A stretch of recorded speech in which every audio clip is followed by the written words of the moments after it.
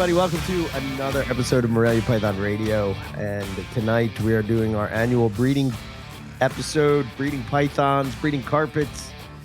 I don't know what else to say. What else is here? What a doing thing. Yeah. We do this episode every year. We hope that I can bring some new info every year from people ask every year. They're like, what about breeding? It's like, well, guys, come on. There's like 10 years worth of breeding episodes. Plus, we ask every breeder that we have on about. All right, you know what? Fine, we'll do another breeding episode. So yeah, Here we are again.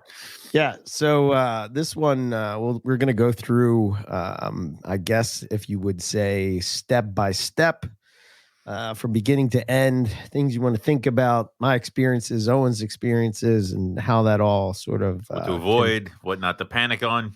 What to panic on. Yeah, because it can be very intimidating that first year or second year of breeding, and you think everything is going to go so smoothly. Listen, the most dangerous and most stressful thing you could possibly do to your pet pythons is attempt to breed them. Also, the most stressful thing to do to you is to breed your pet pythons. So, and that's a good something point. Right, and that's something you need to come to terms with. Like, I've lost animals, you've lost animals, and that will happen if you're breeding. So you need to be prepared for that. And if you have an animal that you couldn't possibly ever think about losing, maybe don't breed. Yeah, or you should be very aware of what could happen, and be willing to roll the dice. It's not all doom and gloom. I don't want to make it seem it is all doom and gloom. Whatever Eric says from this point forward, he's lying. Yeah, it's all horribleness. But however, and then somehow we get babies. Like, it's horrible. See that's a good point that Owen brought up that we probably haven't brought up before, is the fact of how stressful it is on the animal. Yes, that's a very, very good point. You need to, because let's put it this way: breeding season officially started October 1st for me. Okay, and I haven't done anything. But today I finalized who will be going, because I was looking at all the girls this weekend and deciding who's going, who's not going, who put on weight from last year, who didn't grow enough for me to try, who had a rough year last year and it's going to take this year off. Like, that's step one of the whole thing. Yeah. So, but we'll get into that. Anything else going on with you? No. Well, I mean, I've upgraded my office space.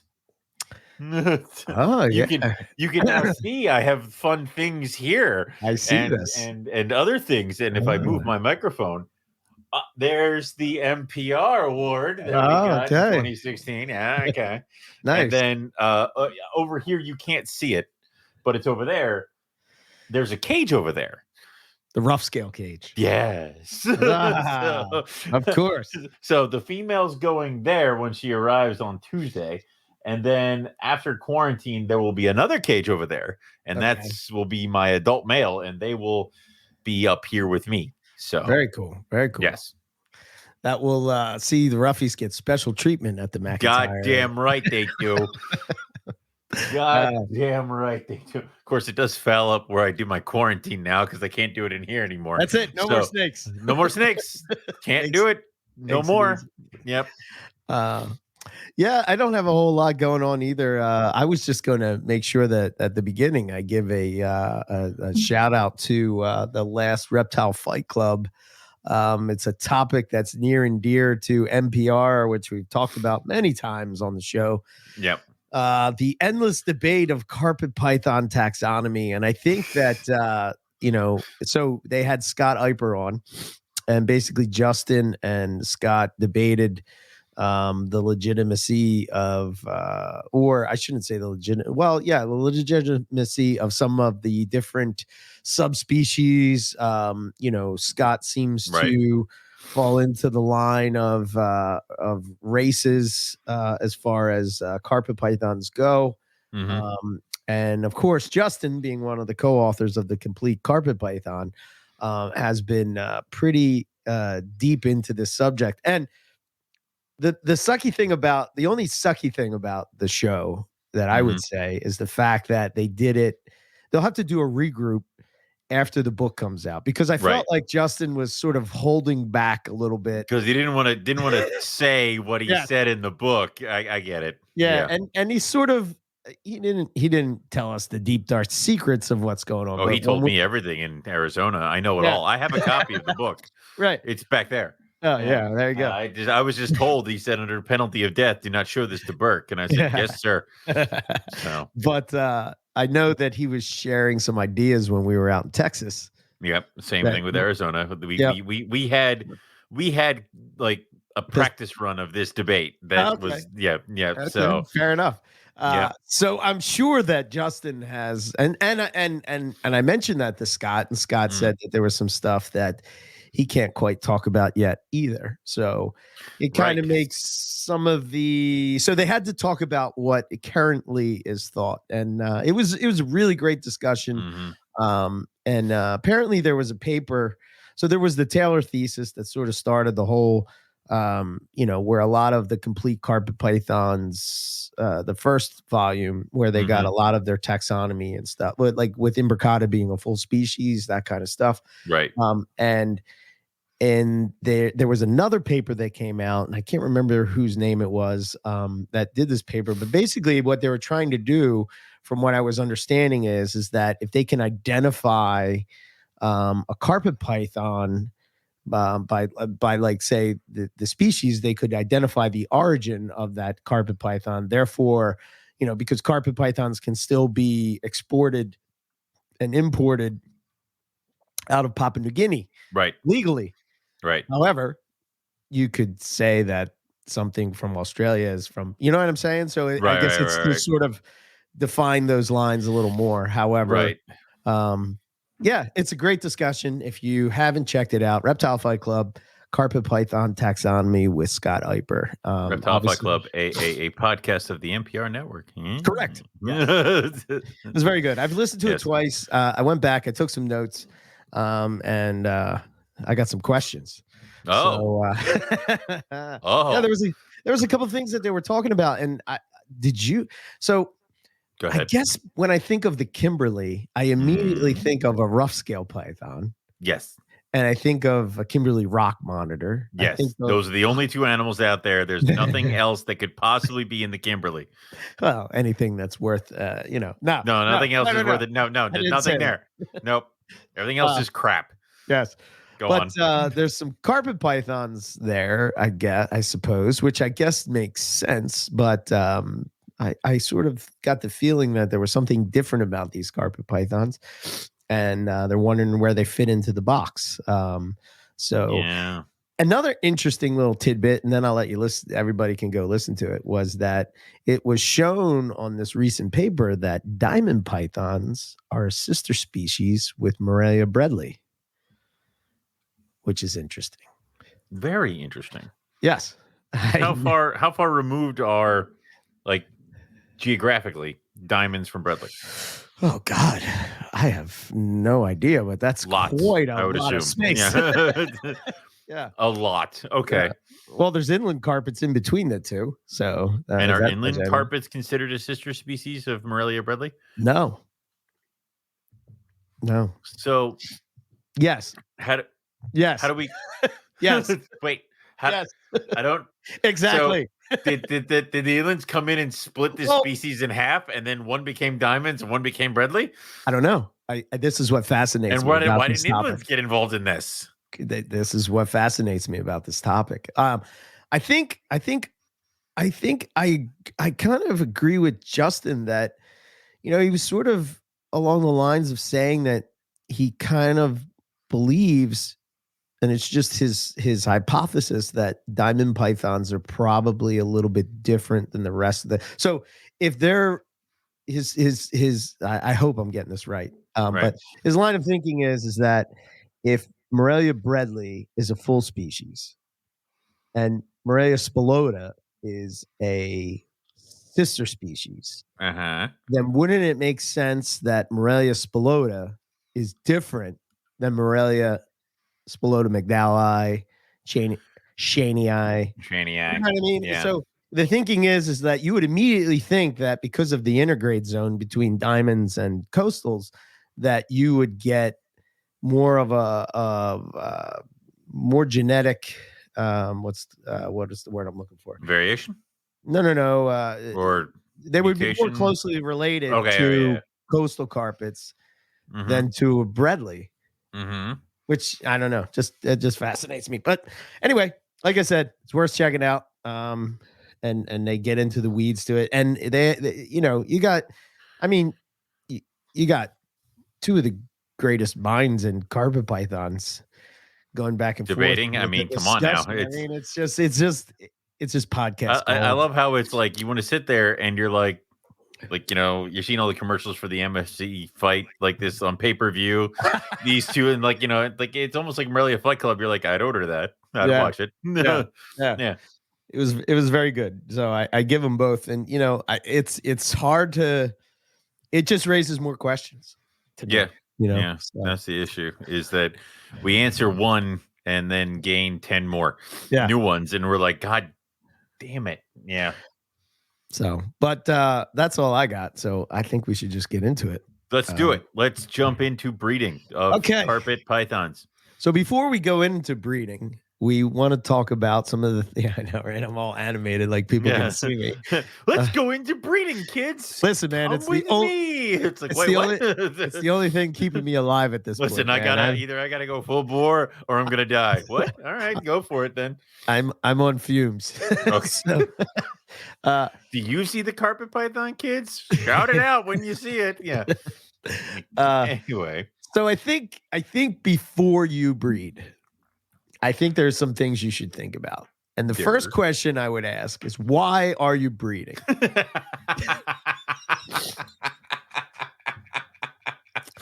There's so many ways to answer that question.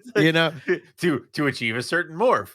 Shits and giggles. Like, it's like, some of them good, some of them very, very bad. Because I want to, because I think I have the greatest pair of carpet pythons around, because on and on and on and on of many reasons. Isn't that what you do when you have reptiles? Yeah. So there's multiple, but yeah, definitely ask that question first and foremost, because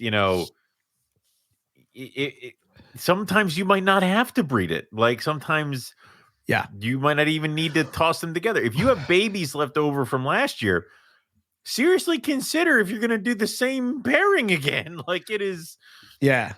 So I think you're probably more in connection with this than me, but currently it seems that the reptile market is kind of on fire.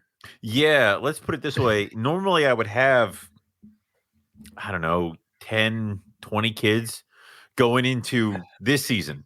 Yeah. So the point where I would wheedle them down to, I'd have maybe 5 or 10 babies from last year left over. And then there was always be that 1 or 2 kicking around that I could never get rid of. I'm down to, not including olives, because they're on their own little separate thingy over here. Right. I think I'm down to 12 carpet pythons left over. Wow. From this year. And then I have nothing left over from last year. And then I have 1 female bredli 100% het stonewash left over from 2 years ago.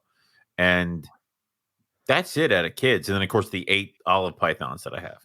So this year, shit has been popping off. So I not only was able to sell animals, slowly myself, but I had regular reptile people, like dealers, stuff that knocking down my door trying to get just wholesale carpets just to have stuff on their tables. So yeah, definitely popping off. But that being said, I do still have kids left over from animals that I could potentially pair this year. So why do that when I already have like 10 kids from this pair left over? So I don't need to. Right. Why? It's okay. That was my biggest mistake when I was younger, is like, well, I have 15 caramel jags. Time to make more caramel jags. And it's like, why would you do that? So yeah. I think the thinking is that, at least for me, it was always that, there's going to be more and more people coming into the hobby. I think that the lockdowns or COVID or the lack of being able to travel, whatever you want to chalk it up to, I think pushed people to the internet. I think it pushed people to do things that they've often wanted to do, but maybe didn't have the time to do, which led to research of, keeping a pet. And, you would think that with everybody not working and all this stuff that people would not be doing that, because if you look back at 2008 when the crash was, it was Right. the reptile market was sort of like, oh well, people, which, well, I don't know, man. I mean, I think things sold then too. It's kind of Things will always sell, but let's put it this way: if you were going to have a vacation or do this or do that, and all that shit got canceled, you had a right, little extra money, you had a right, little extra time, you were stuck at home. right. You've Something to always been thinking do. about getting, you've always been thinking about getting this. I'll get it now, or I'll Right. try it, or I'll expand this, and that's just how it goes. So Yeah. that's continuing, and it seems to be continuing for a little bit longer than I expected. But it, don't ever expect to sell everything that you're going to produce. Like that is Yeah. something you should kind of get in your head as well.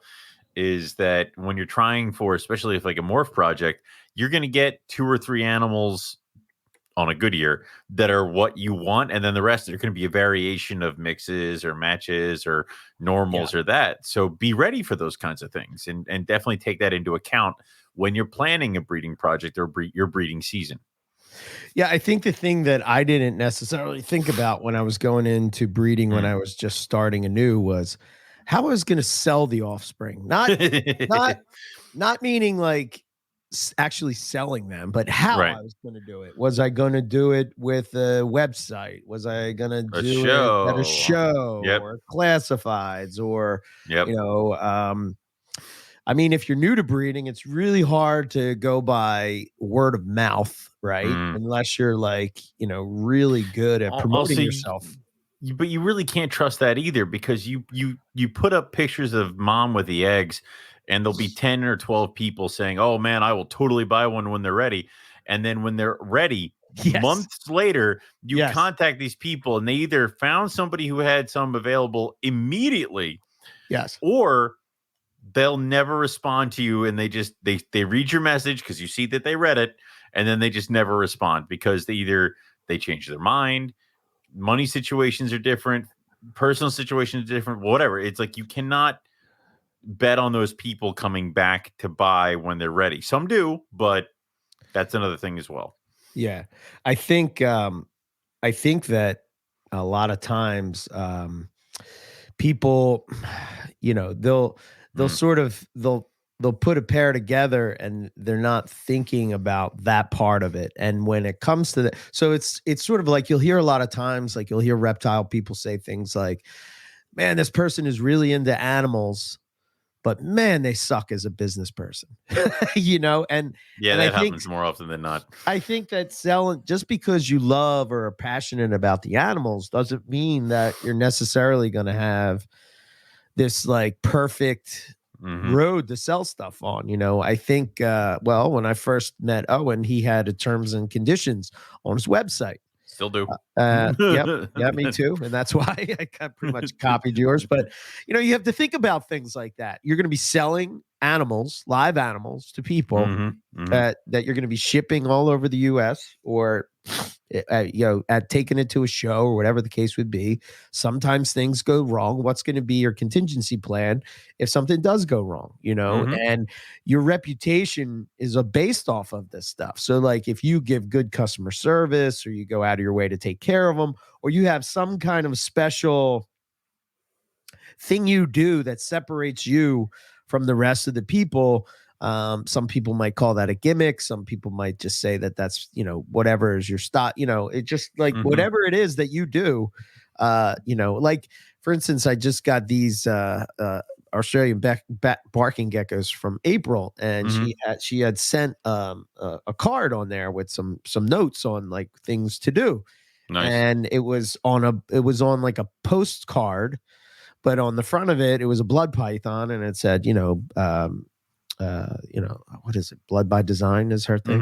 Hmm. Yeah. Um, and I said, oh yeah, that's pretty cool. You know, I like that. like Yeah. little ideas like that on how you can add this little personal touch to your customer. Because I would say, to me, my personal opinion is that a website is key if you want to kind of do this, even semi-professional, Right. It right? is. Because if you're relying on Facebook or Instagram or social media or YouTube, they can just shut that shit down at any Yeah, moment. they could change their terms and say no animal sales and then just Correct. close that immediately.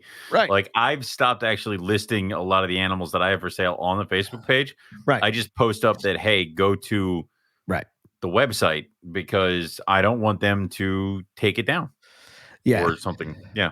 And I think another thing, the other point that I'll bring up is I think that people should do a better job at marketing their animals. There are certain Right. people that I think that come to mind, or certain things that come to mind that make me think of this. And like instantly people in that Morelia world will know, chondro people are great at this, right? The Yes. sickness, Mr. Blue, Give it a name. Yep. the cure, all these like play off of names. And like you'll always see Bill Stiegel posting up, the sickness or some offspring of the sickness, and people automatically know who that is. But that hypes people up to want animals from that lineage, right? Right. That's the thing, is that that's what horses and dogs, Sure. lions, and everything, that's what they do. The whole point of that. So it's not that far of a stretch, and we do it too. Yeah. Like Madame Blueberry and Benjamin and Sylvester and all those other named animals. The problem is that you have to name the animal, raise the animal, breed the animal. Like sometimes it's like, it's good to name the animal and then kind of wait and then breed it. And then you can start talking about it, like, and all that fun stuff. Well, like, but yeah. Go ahead. Sorry. It's I want to say that sometimes people might get into it, name it, flaunt it around, and then you never hear from him again, which means like maybe the animal died or this, that, and the other thing. So I think that might discourage some people, but right. I totally agree. Is that if you want to put some stuff out there, name your animal and make sure that everybody knows that this unique thing is this thing. Some might take off, some won't. I know there were several people that tried to name their own like morph. When I first got it,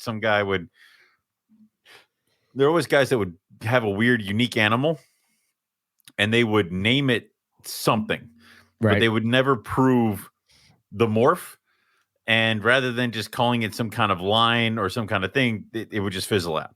So because they named it, thought it was a morph, and then it didn't pan out, it would just die. But hey, if you had just kept breeding that, you could have had an established line or a look or whatever. But I don't know. Yeah. I think there are some carpet people that do it. Green tree people do it really, really well. They do. But I think for myself, I had a few. I had V, I had Molly. Molly wasn't mine. Molly I bought from Zach Baez. He called her Molly Ringwald because she was red, and I just kind of went with that. Kept that. There's Poison Ivy. Again, I didn't name Poison Ivy, but here's this iconic snake, and I'm just going to keep going with it. Andrew Paris does a real good job with this. Mike Curtin does a real good job with it. Nick Button does it a different way. He promotes it more from a project point of view. So really not naming his animals, but more along the lines of a project, like Palmerston's, Gelatins, Brisbane's, Caramels, you name it, but his is more of like the, number one, you already know that he's established that he has the, legitimate lines. I guess the most legitimate you can get in the US if you want to look at it like that. I don't know. I just think that if you're going to promote, I think that don't make the mistake of promoting your animals when they're small and then don't show them as adults. Right. Sort of right. Like if you're going to do it the whole way. Don't just be like, look at him, it's a tiny thing. Yeah. Also, update pictures. We know when you show lineage and it's like that is a 1-year-old that you're trying to pass off as a proven breeding female. Post the pictures. We know they dull out a little bit. Right. It's fine. Right. Like, yeah. So I would say, like, if you're going to promote your season on social media and get people excited and add as an added bonus, you have your breeding season archived, right? So you can reflect back on that the next year, like when did I pair and when, because it's kind of that's one of the cool things about if you have a Facebook page or something like that, you can sort of look back and say, oh, I did that on November 12th. I've numerously done that. People are like, when did it hatch? I'm like, God damn it, when did it hatch? And it's like, exactly. Because then I always post pictures of the hatchling. I'm like, June 6th. Like, that's when the first one pipped. Like, so I would say that's a good way. I've done that, and it sort of creates an excitement as you're kind of going through, you keep people updated with how the clutch is going along. You document locks. I would say if you're going to do it 100%. Like, document everything, even if it's like ends in a slug clutch or nothing happens. Document the whole thing. Don't just do half the season and then stop, because if you ever need to refer back to it, none of the information's there. So either do it or don't half-ass it.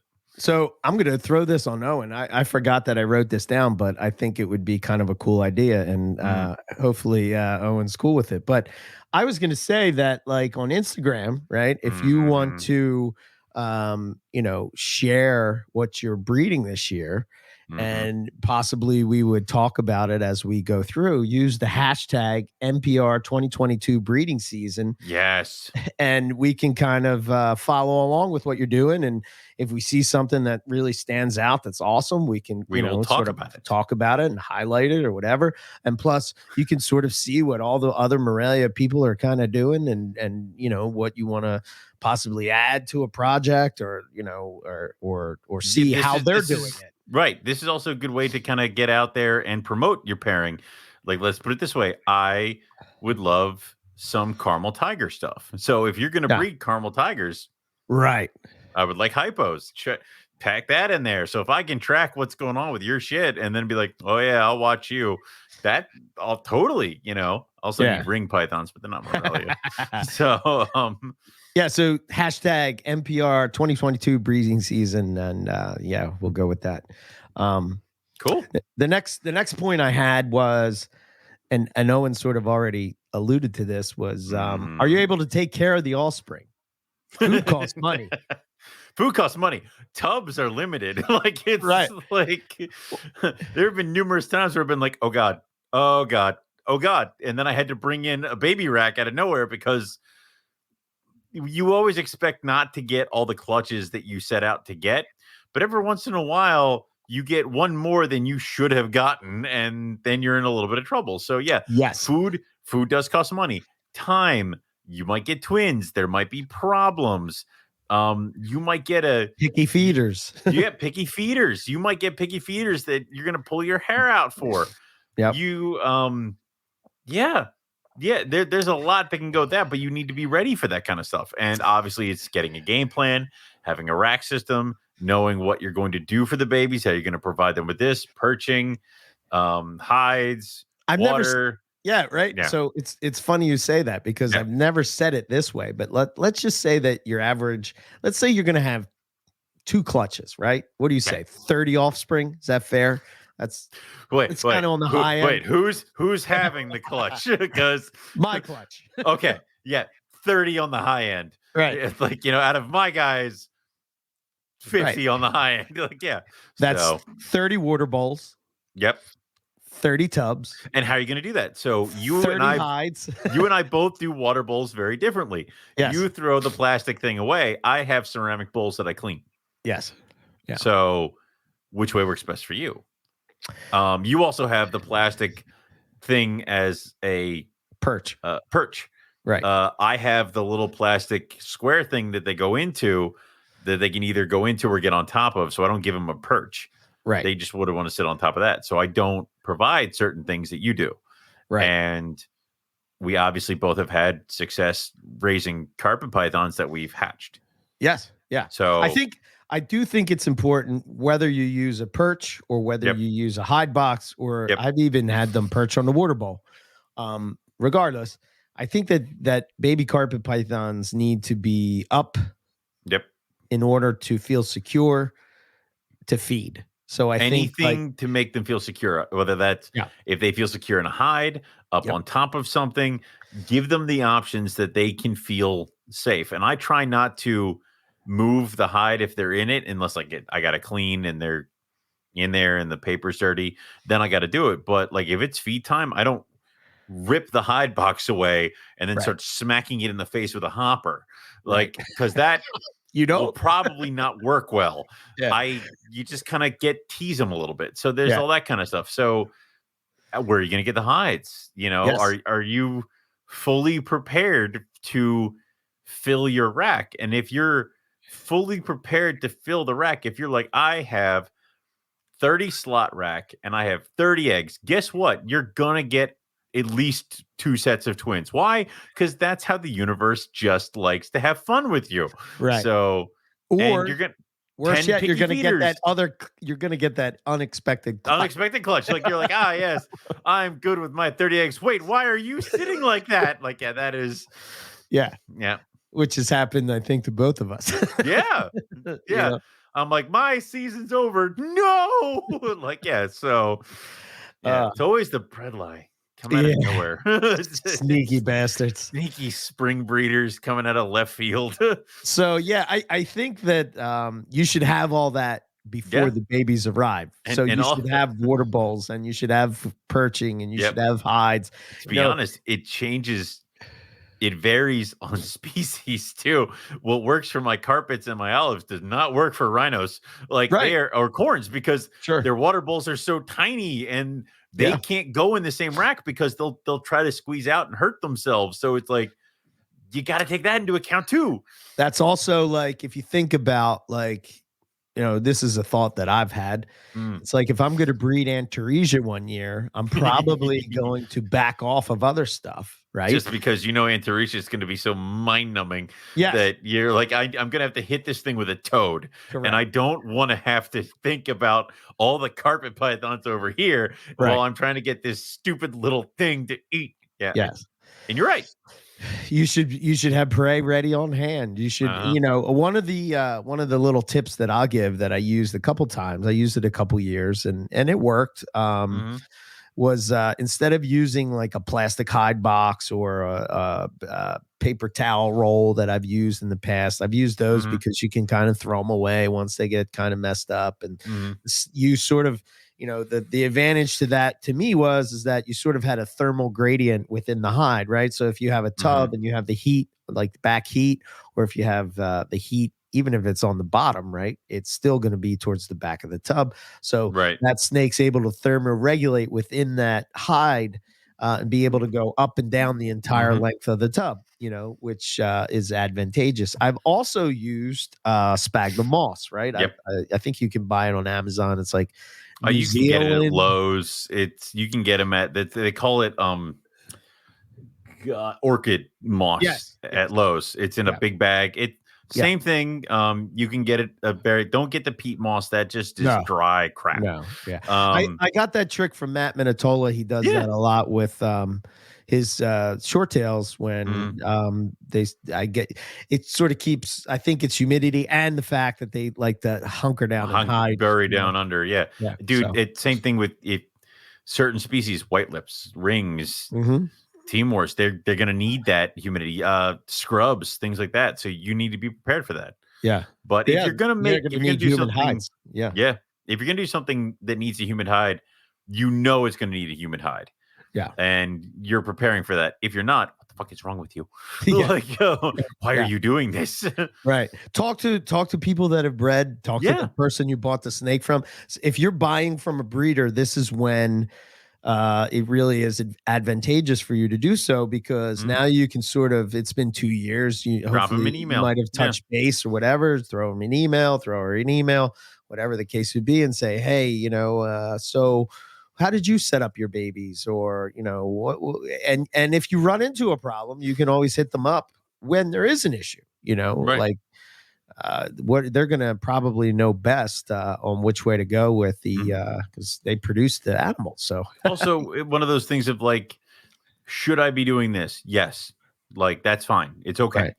Like that everything should be fine. But of course, the idea is that also you know your animals. Right. Watch them. If something doesn't look right, don't just brush that off, because you see these animals all the time, and you should be the first one to realize that something is wrong or something isn't right, and you should be able to stop it or adjust or whatever. So be prepared for that kind of stuff. Right. I would say another thing is to keep notes. Yes. There's a multitude of different ways you can do it. I use my phone. I use the Apple Notes app. I used to use Evernote. I used to use these things. The reason I like to use the digital notes is because I can take pictures. Yes. And put the picture with the note, right? But I have, if you listen to old NPR episodes, I had my copybook where I had all my magic tone book. Yes. Yes. Yeah. Some people just write on blue tape on the cage. Some people use index cards. Some people use Post-it notes. Some people use Excel spreadsheets. Some people use. What do you use, Howard? I have a notebook that I get. I get a notebook. One notebook every. It's a small notebook, kind of like the size of this one. And I get one every year. Right. And it just is downstairs, and I just write it out. And then I have the NPR calendar. So when we start getting close in the female shed, it's on the calendar. Right. Write it down, right on it. Be like, this is when to expect eggs. Right. So because I usually do day 60 for eggs. Right. Is when to look, but then I'll start really annoying the female. Right. Glance. That's the thing. Again, why I love cages. I just walk by and I'm like, I haven't seen her for 2 days. I'm gonna check that box, and then usually she's in there with the eggs, or she looks like the only part of her that is upright is her head. I'm gonna come check on her tomorrow or late tonight, and I guarantee you she's gonna be laying at the same time. So. But yeah, you should write it down, because it also helps you keep. I have a bunch of Word documents in my computer that is for every species what the temps should be and when we start and when we're doing dropping and everything like that. Dude, I'm getting so rammy. I'm like, must start getting ready for the season. We will start prepping and dropping temperatures the day after Thanksgiving. All right, we have some time. We're gonna wait now, but we're ready. It is right. Yeah. It's got cold here fast. Oh my, that's why I'm punchy, dude. That's why I'm punchy, because this isn't the 72 degrees at Christmas kind of a deal. I'm like, ooh, there is frost everywhere. Let's get this stuff going. Let's push buttons. Let's do night drops. Let's open doors. Right. Oh yeah, I'm excited. I got to pair the Crebo because they breed before everything else. So I got to start getting them ready. Because they're both still torqued up and ready to kill and eat anything in sight. You ever seen a Crebo eat a trout? No, I bet you it's cool. It's horrible. There's a lot of blood in a trout that I was not expecting. Rainbow trout, steelhead trout. It was a rainbow trout, I believe. Okay. Yeah, I don't know. Mike Curtin gave me a bunch, and it was gruesome. So, oh boy, yeah. Rainbow trout can, go back to my fish cutting days. Yep. She ate it. But yeah, there's a lot of fluid I wasn't expecting. Still kind of smells like fish down there. Yeah. But anyway, awesome. Yeah, dude. So that's the other thing is that, I've gotten a good clutch out of the Crebo in the past 2 years. Right. But both the male and the female put on size this year. Okay. So pushing it a little bit further. So do you tier out your pairings, meaning that you have, say, your top 2 pairings that you're shooting for that, you really want these to go. Yeah, but the problem is that I'm not just a ball python breeder or a carpet breeder or a corn snake breeder where it's these are my corn snakes and these are the ones that I want to breed. I have my top tier animals, and then I keep little micro, my top tier animal out of python, Timors. My top tier animal out of carpet python. See, you split the hair there. Now I can talk to you about that. So, yeah, I have that all the time. And I have this year, I want the blue beauties to go this year. But will I be upset if the Crebo go? No. No, I will not.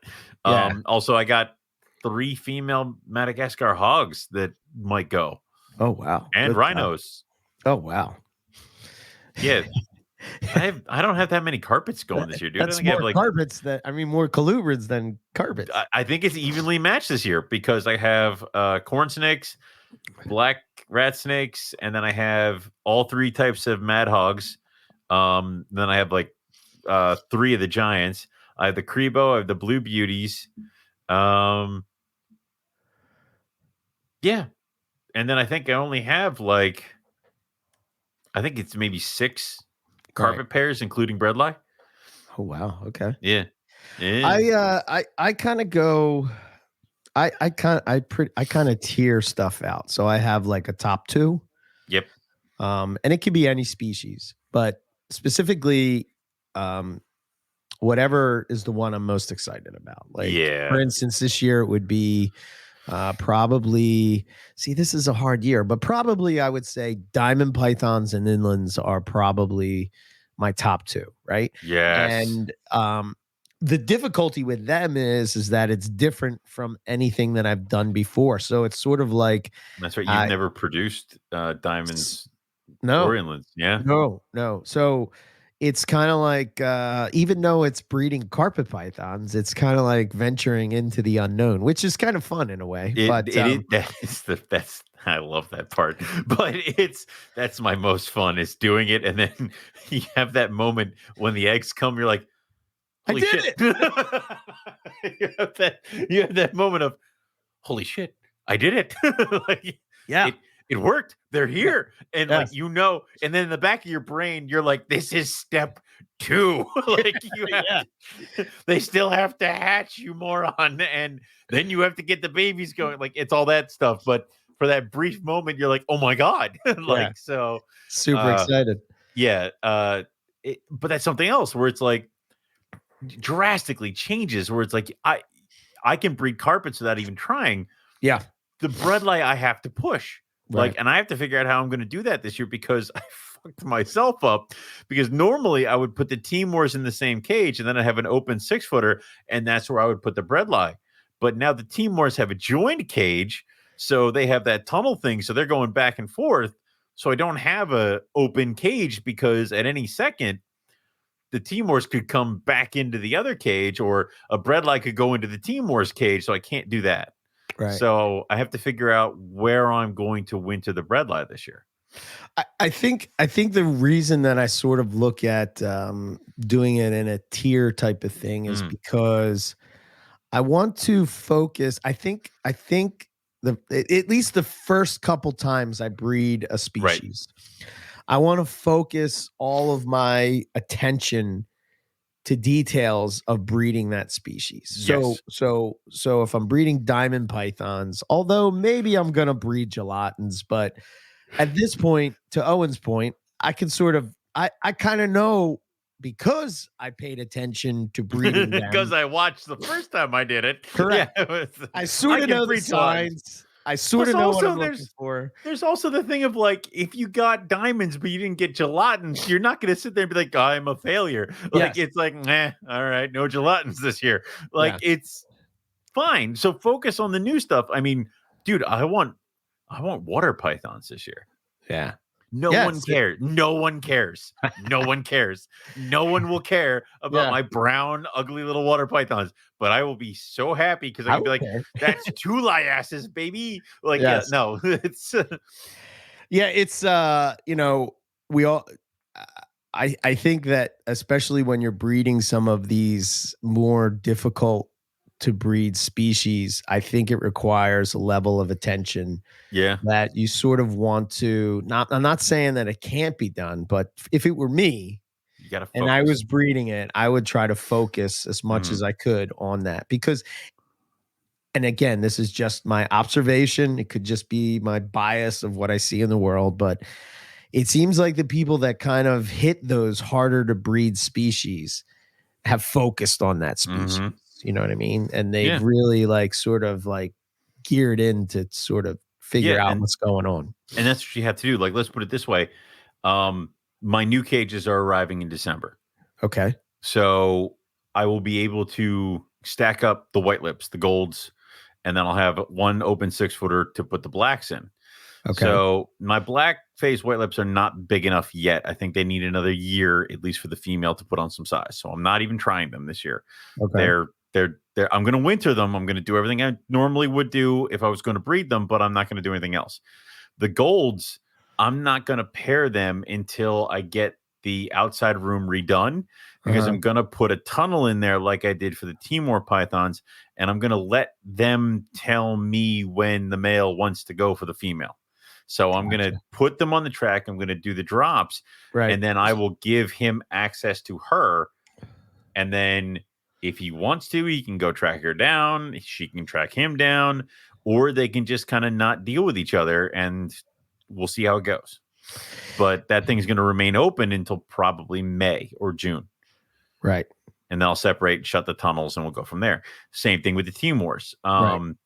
So everything's kind of on hold, and it's kind of weird. That's why I told you, like, I'm also rammy. I'm like, put them together now. It's like, no. Yeah. So, yeah, you can sometimes ruin it by putting them together too early. You know, you can ruin it. They can lock up like crazy in December, and then when she's ovulating later on, he can be like, "Nah," and then you don't get it. So not last year. Was it the year? It was the year before. I tried breeding diamond pythons, and I put the male with the female. Immediately they lock up. Immediately, I'm like, "Oh, this is cake." Yeah, diamond pythons are easy. No eggs. Yeah, you know. So, you know, it's sort of taking a step back, and I think sometimes you're going to have those seasons where you strike out on a species that you're trying to do. It could be a multitude of reasons. It could be, it could be the pair's not compatible. Yeah. Or they the didn't most kill each other. thing of all, you don't have a pair. Yeah, you have 2.0 or 0.2. Like it. Yes. What is it? The caramel jag head exanic jag that I got from you. Yeah. It shed yesterday, and I'm like, no. Oh no, really? No. It's one of those weird things where I'm like, that could be a sperm plug. Ooh. Or it's not, or it could be. I got that, or it's not. Yeah. Well, she's got another year before. Okay. I try, but I saw that and I'm like, you better not be a male. That would fuck up so many. Actually, not really. Like it would just. Yeah. I got girls. Like it's. Well, some people are notorious are very good at sexing snakes. Right. Some people are not good at sexing snakes. But also mistakes fucking happen, and these little bastards are really good at hiding things. Correct. Like I did it to myself. My holdback female was a male. Like it is.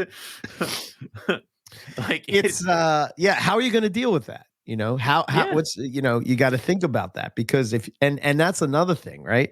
Like you get all these baby snakes and then you don't know how to sex them. Yeah. Or, you know, that's why every time that Matt Minatola would have blood pythons to sex, you know, he looked at it as, who the hell would want to do this? Because you get shit on and pissed on and bit, and, you know, but the experience of sexing the snakes when you're sexing, you know, 50 blood pythons, you know, they're not carpets, but at least I'm getting a feel for, you know, doing it and I seeing have what some he's people, doing. I know some people that will sex like Jason Balin. He will sex the animals when they're born, and then he will probe it at the show before he sells it to you. Yeah. And there have been a couple times where he probes it and he goes, that's a girl. I thought this one was a boy. Like, and that happens. Yeah. Like, you got to understand that. Also, God help you if it's a tweener. Like, because then what do you do? I mean, I think I got a couple tweeners from Balin, and he was like, he said that, you know, and and he's like, well, I think this is a girl, and I think this is a boy, and I'm like, okay. And for years and years, I couldn't get them to breed. And I never thought, so in my mind, I'm thinking, well, this is Jason Balin. You know, he's going to know better than me. Yeah. And turns out that it was both girls. So because if they're tweeners, good luck. The best thing to do with a tweener is to throw in a proven male and see what he does. Yes. But Yeah. even then, like I told you, I put in a proven male with my female and they lived together for 2 months. And I'm like, I'm not getting any action. Why don't I take this girl and throw it in with one of my proven females? And they were locked up. And I'm like, there's a problem. Also, what the fuck were you doing? Like, you're supposed to combat him. What the hell? Like, it's not always, again, whatever rule we try to make up for animals, they will try their damnedest to break it in front of us. Yes. So you got to be fluid. You got to be open to those kinds of things. Missexes are going to happen. Yeah. You got to be prepared. You know, if that happens, is the season shot? It's okay that if you had a dream pairing and you put them together and they turned out to be both males or both females, to hit pause on the project and on the year and regroup. Right. You shouldn't just grab the nearest male and chuck it in there. Right. Because then you might get animals that you weren't expecting, didn't want. Or nobody wants. Or that you were like, I don't know. So if you're really adamant about your animals and your breeding projects and a missex happens, it's totally fine to pause it. Yeah. Yeah. And don't go blaming the person who sold it to you, because I really doubt people out there are like, this one's a male, but I'm going to sell it as a female. Like, no, that was an accident. I could say my thought would be this. If you buy an animal. Yeah. And you're about to breed that animal that you bought as a baby. Yeah. And now you're pissed off at the breeder. Right. Because it's sex strong. You're an idiot. You had several years to figure this shit out. You're like, at that point, listen, it's your fault. You can be pissed at the situation. It sucks. It does. We've all been there. Wait, I think it was my jungles for the first time, right? Because I was breeding the zebra jag, and I put him in there. I'm like, I think that's combat, but I don't know, because that's a zebra jag, and it looks kind of weird.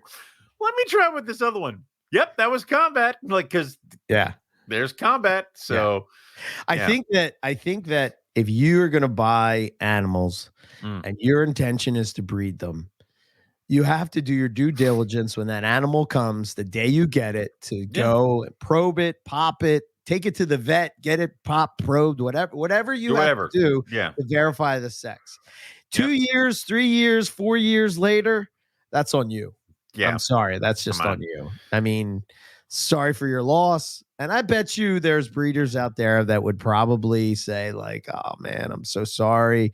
You know, I have this extra male. Let me send them to, I mean, and that's to each their own. The exception. Yeah, that's the exception. Plus, it happens. Yeah. Deal with it. Like, again, I wasn't tracking down who sold me shit. Like, it was just, all right, well, got another one. Yeah. Regroup, move on. Like, what's the thing is like adapt, overcome. Like it is. Yeah. Which, I mean, this is the thing that like going from the python world to say the lizard world, right? It's like nothing's sexed. No one knows. You just buy a bunch of them and hope for a pair. Thunderdome over here. Like it's just like well, here, buy a group and hopefully you get hopefully one of them will be a girl. If not, whatever. I'll sell you more. It's cool. Yeah, things like you can't really sex blue tongue skinks. Right. You can't not monitors. Geckos who's got it the best out of everybody? Tortoise people. This one is an innie. It's a male. This one is a flat one. It's a girl. Yeah. Done. Like it is. Yeah. I mean, there's ways to do it, but like I'm saying, I think that's probably the number one thing that you should do from the get-go is sort of, just make sure that you have a pair. Again, it's another, we're all talking, we haven't even got the breeding yet. This is all preparing. Number one, make sure you got enough room and time and sanity for offspring. Step two, make sure you have a pair. We're an hour in and we haven't even talked about breeding. Now step two. But I think that the most important part of breeding, and like I think people have this idea that, for us in the Northern Hemisphere, we start Mm. breeding in, say, November is when our breeding season starts, right? Some Right. people go in Well, October, it November, it's a varies fall. because let's put it this way, there were some years where, like I said, it was 72 at Christmas, and I'm like, I'm never getting Yeah, eggs. right. And the breeding didn't happen till later. So it depends on the cold weather. You have to be prepared for that. And that also, right? That Yeah. also will affect your breeding season. Like we've Yeah. had years where the East Coast in our little section of the US, Mm, most of the people that like if one of us have a shitty year, all of us. usually all of us have a Yeah. shitty year. If Yeah. one of us have a great year, usually Everybody's all of us popping have a great babies. year. And And and if you that's have a yeah. shitty year, Owen might get flat 5 clutches where I get 1, Balin might get 6, Mm, Curtin might get 4, right. something like that kind of thing where it's Also, like, it's the variations of our rooms and our setups. Because the sure. other thing is that that's something that you kind of I was always when I first started, it was always cold is bad. Yeah, Packing as much heat, insulation, this, that, and the other thing. But if you don't have an opportunity to allow them to get to a certain temperature, correct. I found out I had more success if I leave the snake room doors wide the fuck open, like Yes. Yeah. during winter, and I let everything just drop. Because if I kept the door closed, it would hold in enough heat to not let me to get down into the 70s or Right. lower. Right. That being said, I need certain places to get cooler, certain species to get cooler. So I got to Right. separate out animals. And, I'm very mean to the big animals out. And that's the other thing. This year, I'm not breeding my normal female olive python. I'm giving her this year off. Okay. So I'm trying another female olive that I have. Okay. So I'm going to try to do everything I can. And hopefully, this olive python will breed under the same formula that other one's breeding. And that may Hopefully. not happen. Like Right. she might not do anything. I've got Right. 2 males that I'm going to try to put to her, but I might get no olives this year. Right. Yeah, and you've said this multiple times, but like to think about breeding olive pythons and selling olive pythons, or breeding water pythons and selling water pythons. There's no morphs associated Yeah, with them I love it necessarily. so much. It's they all look the same. I love it. Nobody asks for I need several pictures of its head. Why? It's green like the rest of them. Like it Right. is. Whereas like that's another thing you have to think about, right? If you're going to be selling animals online, how Yeah. are you going to be able to capture an image of that animal? Have you ever shipped animals before? Yes. That's a mind-numbing thing all in its own. Yes. Yeah, And I there's hate it. I hate it. yeah, I hate shipping too, for sure. Because especially now, currently, especially at least in the US, Dude, I'm done. shipping is a nightmare. I'm done. I'm getting a box. I'm getting 2 boxes on Tuesday. A box for me that has the Ruffy in it, and then a box for you and me from Riley. Right. And then I'm done. I'm done. I'm done. Yeah. I'm not shipping anything out. From what I've been hearing, FedEx is full of delays, Yes. full of issues, and it's only getting colder at night, and it's only going to get worse as we get closer to the holidays. And normally I wouldn't shut down. I think there have been years where I don't shut down shipping at all because it stayed warm enough. FedEx was doing well. I just required everybody to pick them up at a FedEx hub. But Yeah. dude, I'm done. I'm shutting down shipping. You can have it after first of the year. And I know there's going to be a couple people who are going to be pissed off about that. But yeah, I gotta send out some snakes to some people, and because I've been so sick, I've screwed up the window, and I'm kind of nervous about wanting to I send would them do it. until after. I would do it. If you're going to do it, I would do it in the next week. It would go to a FedEx Cub. And then as we get closer to Thanksgiving, kill it. December 1st, nothing is leaving. Nothing is leaving. Yeah, So yeah. the week of Thanksgiving, I'm done. Like I might have one customer that can convince me to ship something out prior to Thanksgiving, but the week of before Thanksgiving, Right. you're not getting it until January. And if that's a problem, drive here and get it. Yeah, I'll have to work that out, but I don't think that the people will give two shits. I don't. Yeah, it's normally the It's people kind who of are. like it's kind of gift stuff. So Yeah, it's if it's an Eric shipment, they're all going to friends who really don't care. Like, right. yeah. I got quite a few of those going out, but anyway, No. We're off course here. We're going off the rails. But Oh yeah, shit. shipping is something you have to Something think else to about. think about. There's a lot Um, there. I Anyway. think I think that we talk a lot about pre-breeding season and things to think about, and I think the most important thing at this point, if your female is not in the condition to go That's through call it now. producing eggs, Mm. she doesn't have good size on her, a good weight. She appears healthy. She's there's no issues with her. I think you're good. If you question it a little bit, I Hold her would back. not do it. Nope. I would not Call do it. I've been doing a thing where I have them leapfrog. So they'll do 2 years breeding. So breeding back to back, year off. Right. Breeding back to back, year off. It helps me stagger what I'm producing and what I'm Sure. selling. Right. And then it also helps me keep their body condition. My caramel tiger female has been a bear to get eating her entire life. Right. Till I started putting her down for winter and breeding her. Then she always comes up and eats, but I could never get weight on her or get her to grow a little bit more because I'd breed her and she'd lose weight, and then I'd feed her and then I'd breed her and she'd lose weight. So she took last year off and she put on a ton of weight. Enough to I'm like, okay, cool. So I am totally confident with her breeding. Now Right. my female tiger that I got from you, she is getting this year off because she's produced 2 years in a row for me. Totally cool. Next year she'll be ready to fire, which is what I'm hoping for. So by then I'll have different males ready to go. So I'll be able to offer different pairings with her. So it's one of those things that staggering is always good, but the prepping makes or breaks your season. Yeah. If you don't prep appropriately and just kind of try to wing it, you're going to run into some issues. So again, like what you said, look at her, and if her body condition is even the tiniest bit not what you think is right, just give her another year. Right. Yeah, I think what I was saying before we started, before I wanted to make sure I finished the thought, was that a lot of people will think that breeding starts in November, but really it's a whole year process. It starts in August. It's a whole, especially if you're breeding them back-to-back years. As soon as that female is off the eggs, here's a rat.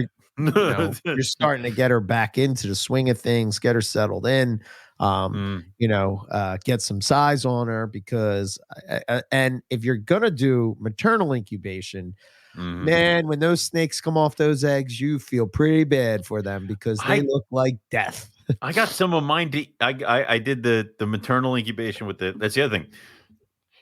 I thought the tiger do maternal because I knew I was giving her this year off. Right. So, but I got her to eat while she was incubating the eggs. Right. So she didn't look that horrible. She still looked bad. Don't get me wrong. Right. I was still like, dear God, it's a piece of rubber. But she could have looked a lot worse. So yeah. I think another thing to think about, and sort of why I cycle everything, right, is to sort of get the rhythm of my room. Right. And I want to know what my room is going to do with the conditions that are outside, and I sort of take the 4 years it would take to raise up a carpet python for breed, because that's my recommendation. I used to say 2, 3 is okay. 2 for males is okay. 3 is totally fine. 4 for females. And then you know what? It's a soft 4, because then you look at them and you're like, maybe 5. Right. Yeah. I have. They will breed. Yeah. They will breed earlier than that. I know they will, but will they be around later? Right. So I have. Right. I think I have 2 7-year-olds that came to me as, I think, 3 or 4-year-olds that were about the same size as my 2-year-olds. Okay. So, and they're just now, having been here for a couple of years, starting to put on size and weight. But I have 3 females that I put the food to them and they don't seem to grow that much. Right. And I'm like, come on. Like it's my Stonewash female, it's my albino jag female, and it's my Brisbane female. Right. So, interesting. Yeah. I think that, that'll give you plenty of time to sort of, and I would even take notes on your room, like what's the temperature at, and today with the technology today, you can get one of those Wi-Fi thermostat humidity things. You can put it in your room. You can put a couple of them in your room. You can just check your phone. It just logs it. It just puts all that data. You don't have to do anything. You don't have to be there. You can look and see what the temperature is your room. My day, we had to walk around with a temp gun. Yeah. It's crazy. The technology, you take advantage of it, So yeah, that's the females are really probably the more important part of the puzzle when it comes to breeding. Right. Because the female has to actually do the work, right? The male, if he doesn't breed, nothing bad happens to him. He just goes back in his cage. Right. Like it is. Yeah, it is. And that's why it's always the like, well, I think my male might be ready. All right, give him a shot. Right. Really? I'm like, yeah. If he didn't breed, he didn't breed. Right. Not going to hurt him. Like it is. Right. I've bred some pretty small males to some pretty big females. I've bred some pretty big males to some moderate sized females, and that has worked as well. But that is when things went wrong, where it was I thought I had the girl. Yeah. So check out the female, the male. Sort of, you want to make sure that. So, in my opinion, the one thing you want to do with the male is you want to make sure that he has, you want to keep him lean, but you want to keep him fed. Yeah. Only because, and the whole cycle feeding thing is something you can do, but like when typically, not all, not everyone, but typically when pythons go into breeding mode, male pythons usually give a shit about anything. Yeah. Right. Yeah. So they're not going to be focused on food. They might eat, but typically they're not going to. And that's usually where those questions come from of, oh no, my snake hasn't eaten in months. Yeah. People who aren't breeding are like, why my snake hasn't eaten in months? I'm like, it's the middle of winter. Yeah. It's still going to shut down. Yeah. So and to be honest with you, it's probably healthy for the snake in the long term anyway. It really is, because also it helps them out with, we're reminded of all these snakes of what they do in the wild, where it's like they eat only when the birds are migrating through, and they'll eat 6 or 7 birds in an hour, and then they'll sit for 3 months and they won't eat again until the birds are migrating back through. Like it's good to have that. Like I fed my juveniles and my babies today, and Melissa was like, are you going to feed anybody else? I'm like, nope. Everybody else is getting emptied out, and we're going to start dropping. So, So the rule that I use is I go by the holidays, right? You got Halloween, it's easier that way. Halloween, you stop feeding. Yep. Thanksgiving, you start dropping temps. Christmas, you start introductions, and then you sort of ride it out from there. Usually you have eggs probably sometime around Valentine's Day, maybe March, something like that. Yep. But it's just that, again, you don't have to follow that to the T. It just sort of gives you an idea to put you in the mindset of the spacing between the things. It also helps. It also helps to have these date reminders, because then it's like Halloween, stop feeding. Okay. Yeah. All right. I know when Halloween is, and there's a lot of shit going on. If you pick a random day in the month and you're like, because you'll blow right past it. Right. Exactly. Because I've done that a million times. I think it's important. I think it's very important. And I learned this from talking to Ryan Young, and his success with breeding those weird pythons, right? And he goes by the idea that like he sort of sets listening to his interview and listening to him talk, it's sort of like he sort of sets seasons in his room. So his room always goes at this time and does Mhm. this and this time and does that. And like eventually what he said is that the snakes sort of adapt to that season and it might take a little while, but he doesn't change it, right? So Right. people will have this idea of like, oh, I'm going to change it. So we did change it. Owen and I changed Yep. it years ago because we used to stop feeding in October, Yeah. start cooling it, or start cooling You stop on feeding Halloween. October 1st. You stop Right, feeding October 1st, and right, you start cooling in Halloween. right. Right. And I sort of got that from Derek Roddy, but to Owen said it a couple times. We had that one year where it was like 70 76. to 2. I was in shorts, and I remember because I was at my mother's and I'm in shorts, and I'm like, this is not correct. Like, it Right, is Christmas.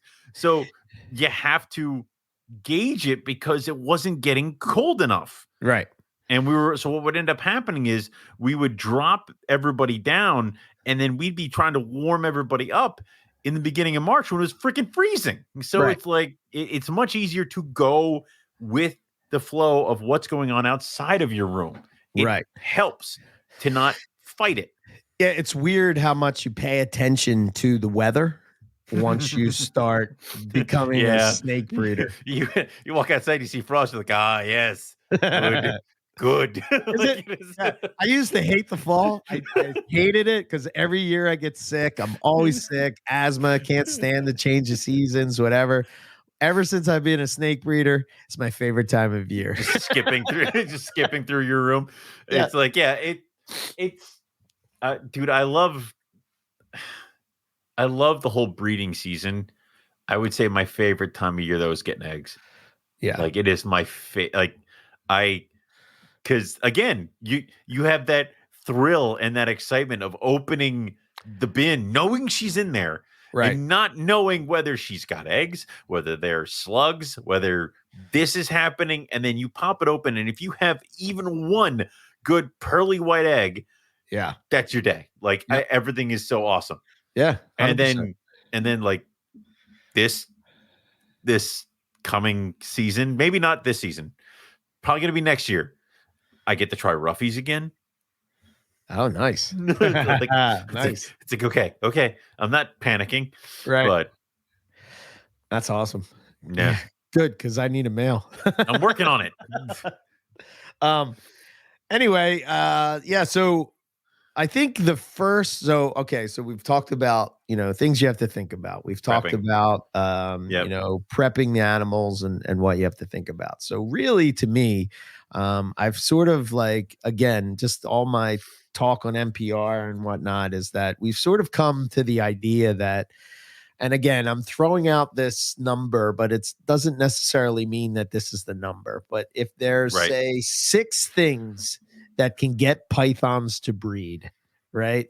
You got to hit like 3 of them.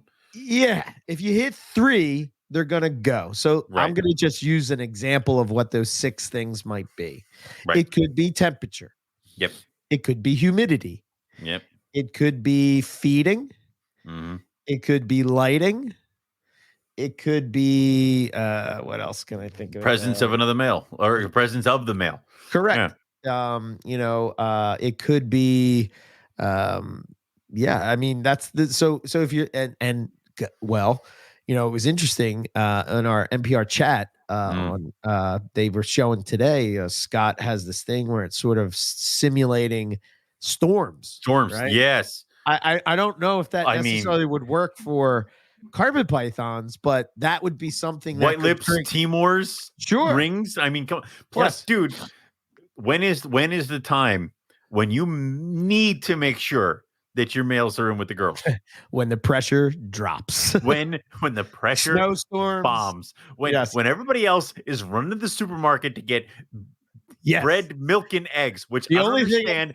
What are you doing? Are you making French toast in the dark? I don't get it.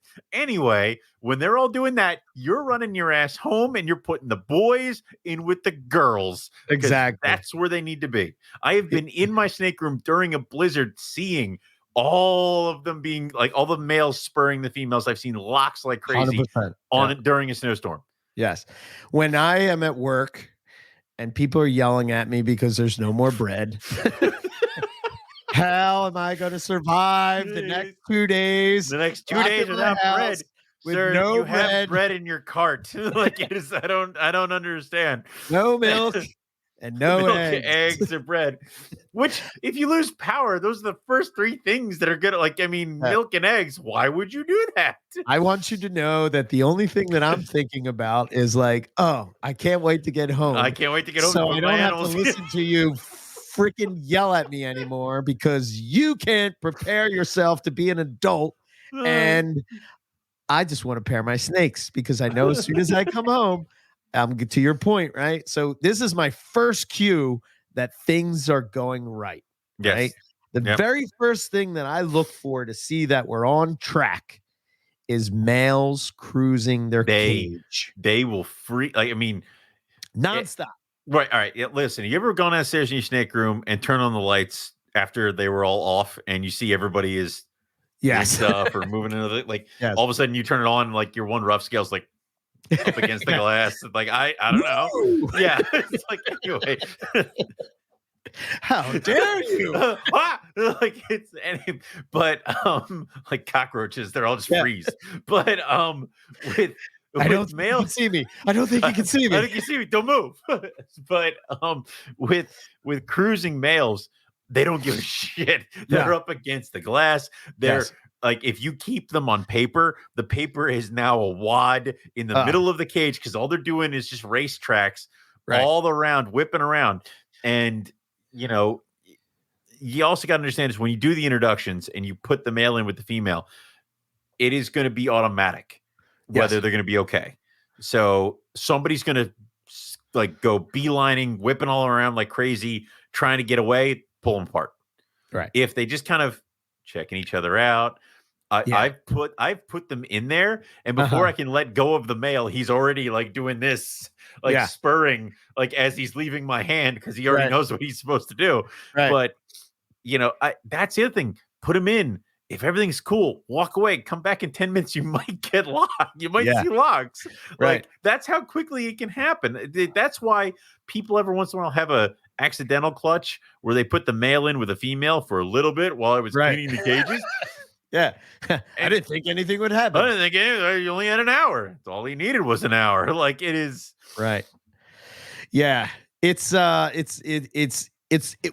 goes back to the whole idea of reading your animals, right? So again, I think that like you sort of have to set the stage.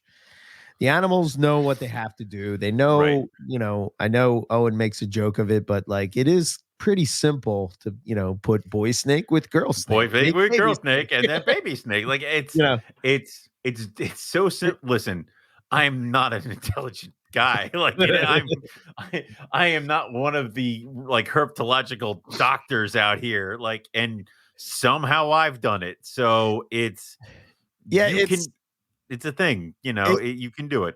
It just requires you, and some species will be more difficult. Yes. Obviously, that's true. Yes. But I think at the end of the day, I think that they aren't that different, right? They may have specific behaviors that maybe we're not clued in on or need specific parameters that maybe we're not providing. However, I think if you're really paying attention over time, you're going to be able to figure that out. But like with carpet pythons in particular, it's pretty straight ahead. It's pretty like once you start to see the signs, like I can look at a female. I call it the pretzel, right? Yeah, all twisted. So when you see a female and she's about to lay eggs, like I'm talking like they're coming in the next 24 hours. Yeah. Yep. Right. Maybe 48, but at least in the next 24. She is in the most uncomfortable looking, like you're going to open the cage or look in the tub or, you know, the egg box or whatever it would be. And or the nest box. And you're going to be like, what is wrong with this one? Like, this just doesn't seem right. Like, you know? God, is she all right? Because she's going to be, like I said, the only thing that might be still upright is her head. Everything else could be all looking twisted at her stomach, and, her back, like all twisted up. Yep. And then Here's another thing that I can just look at a female snake and know she's coiled on eggs. I just well, I should say a The python.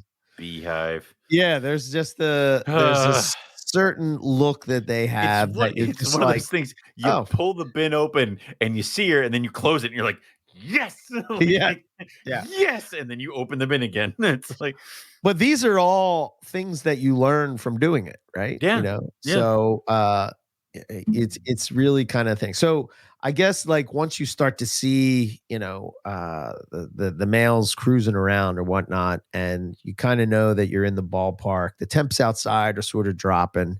mm-hmm. You want to start to drop the temps in your room, right? So Right, whatever your cycle is, if you're going to do a 12-12, so mm-hmm. like I think it depends. I don't know.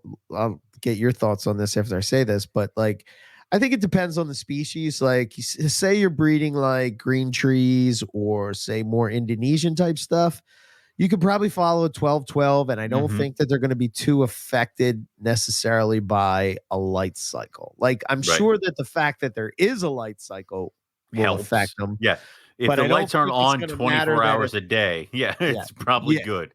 right. If if you're like, well, today I only did 11 hours, and it's like okay, it's not the Okay, end of good. the world, All right, but yeah, it's sort of not. Yeah, have some sort of yeah, like lights go off at this time and they don't go back on. right. Period. Get yourself Done. one of them little red headlamps if you have to go in your snake room, whatever the I've run case may around in be. my snake room with a headlamp. Like Right, it's, right. It's like herping. yeah, it's Yeah. like herping, but you're cheating. You know where Yes. all the snakes are. If you find a snake while herping in your snake room that you weren't expecting, Things have gone wrong. congratulations. Things have gone horribly wrong. Right. Uh, but yeah, I think that you sort of want to have some kind of cycle. So You do. when those lights go out, Mm-hmm. for me, all the heat goes off. Yes. All of it. Yep. Everything. All the heat. All Yep. heat. All belly heat, all basking spots, all ambient temperature, room, whatever Mm-hmm. the case would be. I think there's this idea that pythons have to, at least for me in the early days, like I couldn't wrap my brain around the whole temperature thing. Right. It was hard for me to understand, and I always had this idea that it's more like what people do with colubrids, where you drop the temps And you and leave you them leave there. them temps. That's Yeah. not what you do with pythons. No. No, no, no, no, no. So you're going to drop the temps at night. And then when that light would turn back on, it's your daytime, the heat turns back on and Right. goes to what it normally would be. Mm-hmm.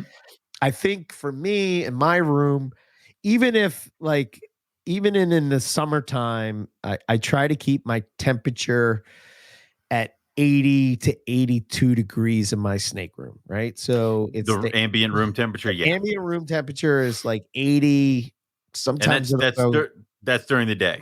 right. Right. So Yeah. I'll have hot spots about 85. Mm-hmm.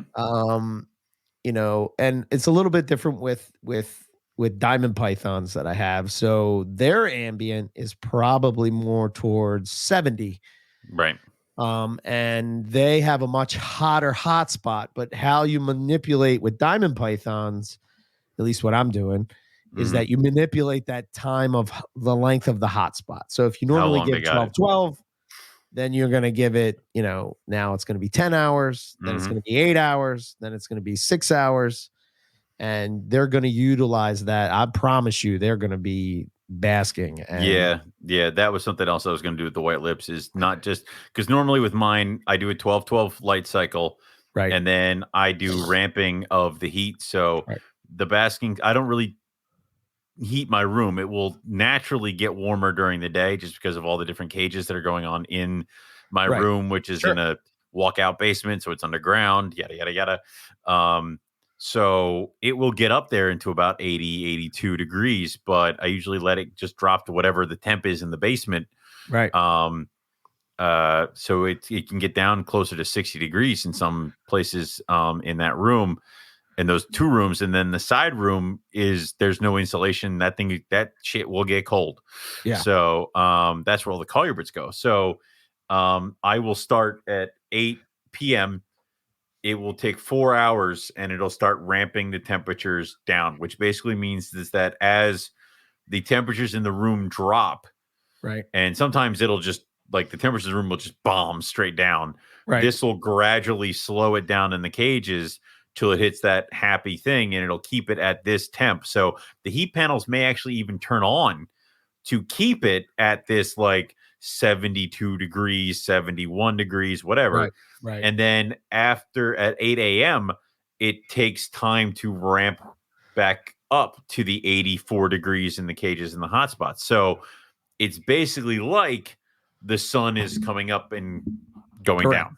Right. So I would have liked to have, I mean, I wish I could have done something with the lights to make it so that like they would get brighter and brighter and brighter, and then at their zenith, and then it would kind of stay there for a little bit and then just get dimmer and dimmer and dimmer. That's for like the next snake room. That's what we're gonna do is just have some sort of light control. But yeah, 100%. I think I sort of follow that same ramping thing. Mm-hmm. That was a tip I got from you. When you said that the one year, I was like, wait a minute, that's genius. I don't do that. Works. I just cut the heat off. I just turn it off. It's like, yeah, but it works so much better because I mean, and we've talked about this. I give my guys a year-round night drop. Right. Where it will now the night drop during the summertime is supposed to be like I honest to God, I stopped doing anything higher than 70, like lower than 75 during the summertime. Right. So normally what I used to do is ramp it all the way up to back to the normal basking temp or the normal summer temps at 80 something degrees. But, you know, then I found out that most of my panels were turning on at nighttime to get it from 82 to 84, which it didn't need to do. So I stopped ramping it up at 75. And then what happens is that naturally the room doesn't drop below a temperature because it's August. Right. Like it's not going to do that. Plus, I found out more and more that my guys were moving around a lot more at nighttime. They were coming out of their hide boxes and sitting on top of it right when the heat panels would turn on to start ramping up at 8 a.m. I'd see them all moving around and stuff like that. So I got better body conditions. I got these fat, lazy snakes to actually thin out a little bit. So it was working out a lot better. So I would say that once you stop thinking about the heating systems as like trying to aggressively like push the temperature, and instead of it being like a safety net and just letting your room do what your room does, it is a lot easier. That's why we always say about like when breeding, go with the weather outside because it's much easier to go with it rather than fight it. Right. So, especially here in the Northeast, right? So this is the other thing you have to remember, right? You know, for Riley and Lucas out on the West Coast, they're going to be breeding different than, you know, than we are here on the Northeast, right? And you got Rob that's in Colorado, which his temperatures are all over the place. Oh my God, how does he do it? Like he's like it's you know, it's snowing in June. It's like Jesus. So it's it snowed a couple feet today, but it's all melted. But it's all melted away. It's like it's what only, do your snakes do? 3 hours. So I think so I'll mention this, right? So over the years, what I've learned is that what I struggle with is that when the heat kicks, so when I turn the heat off at night, I do have a safety net in my room, right? So my space heater is hooked up to a thermostat, and that thermostat is set at 70 degrees. So basically it's going to take that room down to 70 degrees. For the most part, that does not turn on. You know, like if we get those a couple times a year, we'll get those really cold days where it's like, you know, it's like 2 degrees or something like that, you know. And it's one of those you don't want to go to work. Yes. I don't want to go to work. No one wants to do anything. Nobody wants to do anything. And those are the days where I'll have that on. But what I found is, especially even during the day, right, the heat becomes dry. And it's very, very dry in the snake room. So I hook up a humidifier during the winter And I have it come on for a couple hours a day, and then I'll have it come on right before the lights will go off at night. And what I found is that it really it feels like a lot like what I felt when I was in Australia in Cairns, where it was 70 degrees, but it didn't feel the same 70 degrees that it would be in my Would be stateroom in the right. wintertime, right? Yeah. Yeah. And I felt with that humidity, that humidifier, it's sort of, I don't know the science behind it or whatever, but it felt more like what I experienced when I was in Australia. So I've been thinking about that for like the White Lips, the Timors, and things like that, where it's like maybe it's not the temp, maybe it's more of a humidity thing. Could be, yeah. For species that are so geared in with humidity. And I'll tell you right now, also running a humidifier is a great way to avoid all the rough, crappy winter sheds. Yes. Because oh my God, nothing's going to shed right. No. Nothing.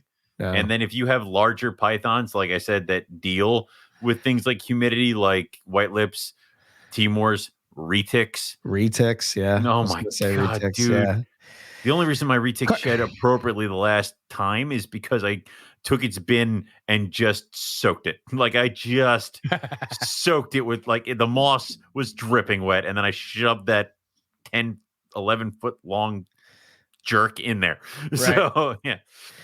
Yeah, I think when it comes to temperatures, when you're talking about pythons, I would say that the low end of the spectrum, in particularly carpet pythons, right? And we're talking about jungles, coastals, the majority of Morelia. This is what we're talking about. Right. Yes. So 70 degrees would be where I would shoot at, and it's a gradual come down, right? Yes. So. And that's sort of why I use a thermostat, right? So I can control that a lot better, right? So I'll do a couple weeks at 78. I'll do a couple weeks at 76. I'll do a couple weeks at 74. I'll do a couple weeks at 72. And then I'll go to 70 and I'll leave it there. And then I'll do a couple weeks at 72, a couple weeks at 74, a couple weeks at 76, a couple weeks at 78. I have an alarm set on my phone. It says check the temps because, well, you're right. Carpets, you can adjust with that. It's other species you got to get a fuddle with. And like you said, colubrids, you just unplug it and walk away. Right. So, but Herpstat is the best in my opinion with those kinds of things. Yes. Because they give you the night drop automatically. And they give you the ramping where you can tell it how long it's going to take to get to that temperature. Yep. And I used to be like, it's going to take 2 hours to get to that temperature. Then it's going to take 3 hours. Now it's like everything will take 4 hours to get there, but here is the end temperature. So, yeah. Right. Yeah, it's the technology does make things a lot easier to control. Easier. You know, but then I always think I'm getting in my own way with the technology because it's like Dr. Ross is like, I bred them in a basement with it in a box. I'm like, the power went out and we accidentally did it. What? It's just So, it's kind of funny how that works. I think that to me personally, if I was doing breeding and starting as somebody that wanted to start breeding pythons currently. Like this would be my first one. I would kind of do it without the technology so much so that I could get a better feel for it. And what I mean by that is like I think of things like an ultrasound and like like all those things are all the fun things I have in my closet. Yes. Yeah. They're all great, right? But if you learn on the ultrasound, you never know what it looks like to see the female and just look at her and visually see her, right? You should do it you should not go and get an ultrasound and all the other things and stuff like that your first go around or the first couple. You should learn to see it because how many times have you ever been faked out by a female that you thought was gravid and turns out that was the off swell? Many times. Yes. And you hate it every time. And now I'm watching for it. Yeah. Because you need that pain. Yeah. I think where the ultrasound does come in handy, right, is when you got your feet on the you got firm footing, right? You got a good base to start with. And then you sort of see these cues and you can sort of like get some scientific data that will either say you're wrong or you're right. She looks swollen. I'm gonna check. Nope, she's fat. All right, well, but and that's for the other things. Like last year, I ultrasounded the Timor in May, and we saw follicles, but they were not very large. Right. And then now he won't leave her alone now. Like he's got access to his cage. I redo the water in there. The heat's the same, but she's in there with her, and they're in the box together. So who's to say that I didn't get them to breed because I was putting him in there at the tail end of the season, right? And they weren't getting in there, weren't getting it done. And now that he's had access to her in October, right? Who knows? Right. Yeah, it's always a wary because I did that my first year breeding is I've put them together too early, and I thought I was on the right track because I saw all the right signs, and then I got nothing. I would also don't try to overstretch your males, because I had one male that had bred 2 females in 1 year. So then the next year I gave him 3 girls and I didn't get any because I was moving him constantly. Yeah. And he just was not in the right case. All 3 girls ovulated. I thought I got them all, and none of them produced eggs. I think when I did more of the morph thing, I probably did males to, I think the most I ever did was 3. I think you should think anything above 3 is I can't. I mean, you can probably do it, but I don't know. I mean, I think that's one of those things where you're like trying to put all your money into a high-end morph male, and you have these females that might be head or whatever, and you're trying to, at least that was my thing, right? So like, right, yeah, have an albino jag, and then have like a zebra head albino and a caramel head albino and a tiger head albino, and sort of like I can produce all those different types of albino stuff. Wasn't that always the thing, is that you get the 10 high 32 quart rack, and there's one male, and then the other 9 are his females, and he just works his way down, which you could probably do in some species, but I think you're stretching it. Probably, corn snakes, but most well known for that. So to my recommendation would try to stick with a pair. If you have to do, you can do more. It's nothing wrong with it, but I don't know. You the first year I would do it, I would stick to a pair and kind of leave them together, right? So, which leads us to that, right? Like putting introductions. Basically, when you start to see the male cruising around like that, that's when I introduce them. I introduce them at night. It's always a little nerve-wracking for me because I've had a couple times where female is still in mode of I want to eat, and hits him. Yeah. So if that happens, domestic disputes happen. If that happens, cold water. Yes, 100%. Yeah. I used to have a bucket of ice water when I did my Cali Kings, and I mean, dude, Cali breeding, by the time she's done in there, the California king snake, her entire neck area is all carved up because that's where he bites her to hold on for breeding. Oh shit! So, they're not gentle. So, oh boy, okay. But you like, if that makes you feel better, do it. Have a bucket of ice water. Have a bucket of cold water. I will say this: that if it's a bredli, that bucket of cold water ain't gonna do shit. I've used Listerine. That has worked. But luckily I have never had the other snake kill the other snake. Right. So my injuries, yes, but no killing. Right. And amazingly, if you have reptiles in the right environment and you're keeping them correctly, they're pretty resilient to things like cuts and wounds and little Neosporin will go a long way with and you'd be surprised. Like here's the thing that's gonna happen is they're gonna look bad, they're gonna have a scar or scab, they're gonna shed off the scab, and there's gonna be a gaping hole where the scab was, and you'd be like, oh my God, the snake is going to die. And then the next shed, that hole gets smaller and then smaller and then small, and then it's gone. Yeah. And the scales might be a little fucked up, but that's it. Yeah. So I always watch probably for the, I mean, for me, I kind of look at, I think you said this already, Owen, but like you can kind of tell within the first couple minutes of introduction on how things are going to go. Yeah. You know? If you see the female sort of, trying to get away, if you see the male trying to get away, I would pull them apart, you know? Yeah. If you see them sort of like, there's always this, like, I always have this nervous, like they'll kind of like go head to head almost. And it's like, oh God. They kind of like look at each other and you're like, oh man, that's right before they strike, before they think it's a rat, you know? It's like that hesitation of, what is this? Yeah. Like, wait a minute. Yeah. My other favorite is when the female doesn't realize the male's in there. So she starts throwing her body, like as he touches her, she's like, yeah. And then like eventually that just stops, or again, I've had males, and the female may not be receptive at the time, but she's not panicking. But I've had males immediately go in there and start spurring the female, and then the female just throws them off, and then they just kind of, all right, well, that didn't work, and then he'll just hang out in there.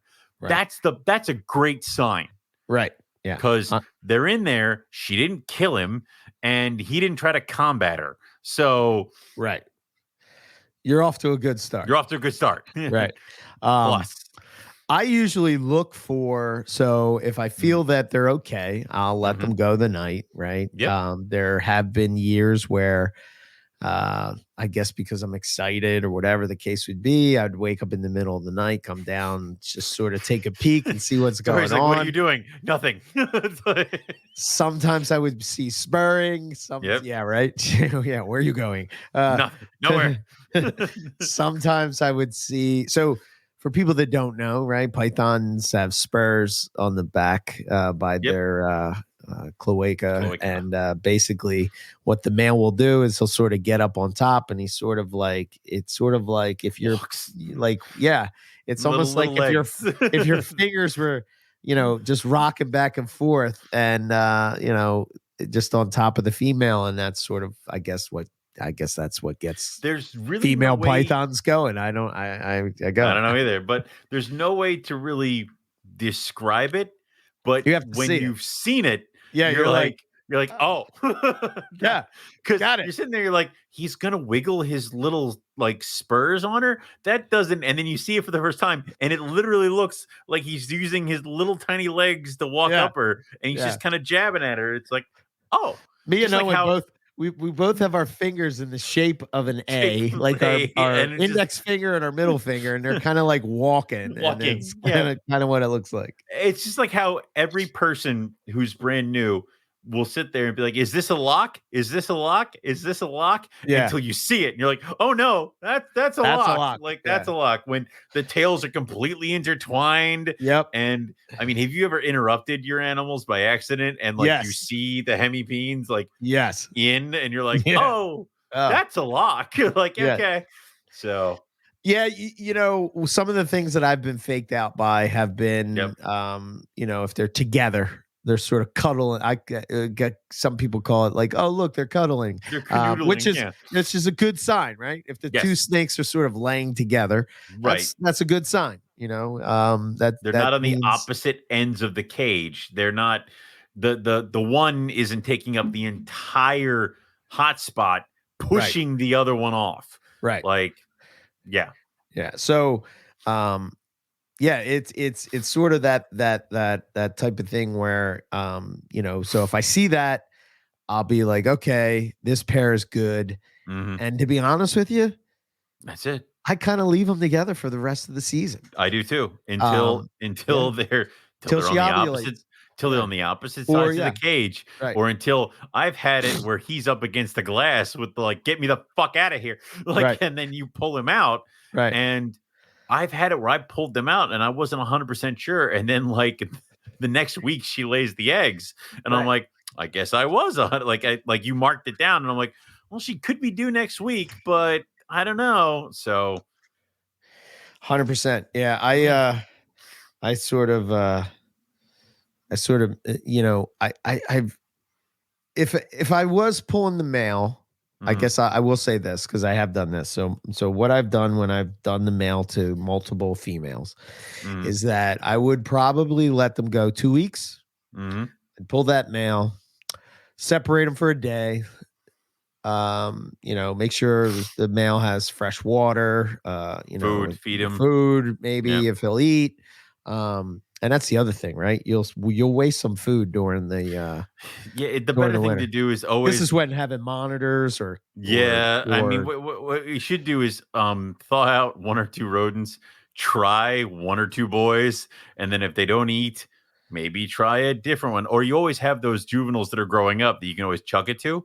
right, But like, don't pull all the males and thaw everything out and expect them all to eat. Plus, also look before you offer. If he's in La La Land, kind of like doing whatever is, don't even offer. If he's cued in and watching you like a hawk, throw him a rat. right. Um, yeah. So after that, Mm, after a day or two or whatever, I'll put them together. It's there's no exact science to it, right? no, If I no. see the male, so if I put the male in and I Mm, put him back in his cage, I offer him some sometimes I've had them to where they'll shed at that yeah, opportunity, yeah. right? So if they shed, as soon as I'll let them go through the shed cycle, and as soon as they shed, I put them Back in back with a girl. together. Yeah, Back in with a female. And then you know what? 100%. You take your shed and you throw it into a different female's cage to Right, piss off the male that she's with. And right. then that might work there too. Right. I think so. There's the whole combat thing, right? Yeah. I think probably if you're a carpet python, so the unique thing to me about carpet pythons is that they Mm, have a lot of unique behaviors that you don't really see in a whole lot of other pythons, right? right. Well, you don't see it the same way, and it's not talked about the same way. One to Right. me is combat, right? I don't see like people talking about like, oh, my ball pythons are combating, Had to or combat the ball my pythons and get them to breed. my Woma pythons are combating. I What's that mean, I'm like? not, they. I think they do, but you don't. I think they do. I think Yeah, Aspidites does. I think they're also a little bit more violent than yes, carpet pythons, but but I think I've carpets never. are like that's the thing with them. If you Yeah, know what I mean. which I mean I've combated before, but I would say that in my 10 years of breeding, I think I've combated twice. Me too. Yeah, Yep. and And it was more to check the intentional combat. sex. Yes. Yep, intentional combat was twice. Accidental combat, five. Yeah. So, but it was. I think you can get around it just because you can use things like sheds Yep. or running the male through the cage, Yep. while the female and the other male aren't in there, and Right. then putting them back in there. It doesn't take much for them to think or smell or feel that another male has been here and be like, oh shit, no. So yeah. Yeah. So we're almost. I think we're going to have to do a part two of this. Oh my god. Oh my god. I think because Because we haven't even gotten into we're the meat almost and at potatoes and it's we're already like, we're yeah. almost at the 2 hour mark, and I just Yeah, feel like there's Jesus. so much more to talk about as I'm far okay as with that. so basically, so yeah, let's leave it at that, right? This we're Okay. leaving it. We'll leave We're it leaving at it here. This has been it's the breeding prep show. Haha. yeah. We fooled you. Yes. So- So it's sort of like at this point, I'm gonna say that we've gotten all the way up to the point of so you've You're cycled about your to do animal. introductions. You Yeah. cycled the animal Hmm. during the summertime with food, Hmm. which is what I do. Some people don't do that. You don't have to do that. That's just something that I do. And then as you come into cooling down, and you get into that mindset, you see the males cruising around. Everybody's emptied out. They don't have to worry. You don't have to worry about when the temperature's dropping at night that they have food that's just digesting in their system, and that's why you Hmm. do that. By the way, That just is, you in empty it case out. you didn't Yeah. know, you want the animals emptied out of food. Hmm. And then I don't offer food, which is a glorious time in the snake room. So much. The freezer gets filled. You can Yes, just kind of don't have to worry about shit. Yeah. Oh yes. yeah. It's like the calm before the storm. There's no feeding. There's Hmm. no clean. I mean, you got very little clean. And here's the thing, right? A lot of Mm. people will like they're meticulous about cleaning their cages and all, but I got to tell you, man, I let shit get a little dirty. Yeah. I let it get a little dirty because I think that like I don't think it's a fluke that like when you clean that cage that snake takes a shit in the cage because Right. Yeah. like I'm not leaving big piles of crap in the cage or whatever, but like urates and stuff. I think that gets those juices flowing and the smells and all that stuff. You don't you don't want to be there and try to clean out the cage, especially when they're together, because that is when you do interruptions. Right. And if you're somebody like me that like the female's hide box becomes the nest box, you don't want to compromise that hide because you want her to feel like that's a safe, good place to put the eggs, because then she won't lay them all over the cage. She'll put them in that box. So you don't clean the box unless you catch her outside the box. Yes. Then you grab the box, you clean it, put it back. Yes. Please understand. I'm not saying that you should have mold in your cage. I'm not saying that you should have like, piles decomposed and piles rat. no, I'm not saying that at all. But like, I'm not like going crazy scrubbing the cage and really the animal's not really afterward. Yeah, they're not really doing anything because it's not really they're not really digesting anything at that point, right? They're sort of just focused on breeding. I normally do a deep cleaning, like really clean, scrub everything like now. Yeah. Like I was doing that a lot today. Right. And then I'm going to let it kind of not go. I'm going to clean, obviously, but not go nuts with like bleach or chemical, like whatever the fuck, until after the eggs are laid. Then when she lays, you have to clean everything anyway so that you get the smell of the eggs out of everywhere. Correct. That's when you do another deep cleaning. Right.